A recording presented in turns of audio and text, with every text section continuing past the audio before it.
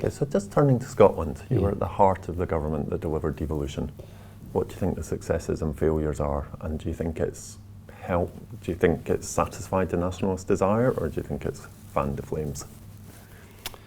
Well, look, when we did the Scotland Act, which delivered on the promise of a Scottish Parliament, we deliberately had an electoral system that was designed so that one party never had total power.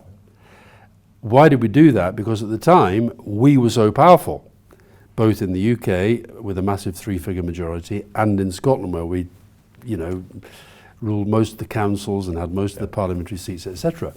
So for the SNP then to have gone to become so all-powerful over a period of time was not exactly what was intended. However, I still think that I think devolution has been a good thing.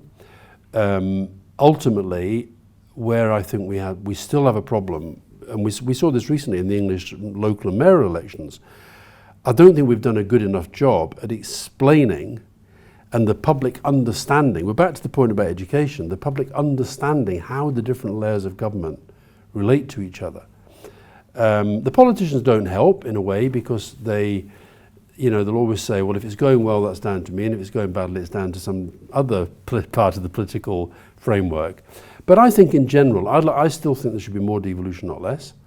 I hope that if there's a change of government, that there's an understanding that, you look at the way I think the elected mayors have been useful and good and have been able to do good things in some areas. So I think on balance, I still think good thing to do.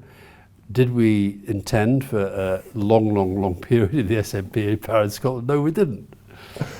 So would you ideally see that becoming even more local? Because the Scottish government's been quite centralising. Mm-hmm. Would you see more power to local areas like the Highlands? Yeah, absolutely. I think that. So if you think about the phrase that we used to always talk about was subsidiarity. What can be local should be local, and what can't be local kind of goes up. And I think that's the best way to think of it.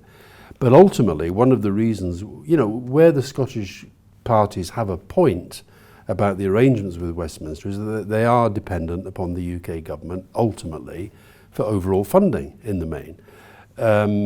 That makes things difficult, particularly when we've been through the period of austerity after 2010 that has left local government around the country in a pretty poor state. And then you get to the point where we're back to the blame game. Well, whose fault is it that the local services aren't as good as they should be? Whose fault is it that mental health services aren't what they ought to be? That's I think where I wish we could get to a place where all layers of government, whatever their political views, understood that there's a shared objective in trying to deliver the services for which they're responsible. That's what I wish we had. Yeah, and that the public understood. And the public understood who was responsible for what. Each layer. Yeah. Because we see that all the time, councils getting blamed for central and vice versa.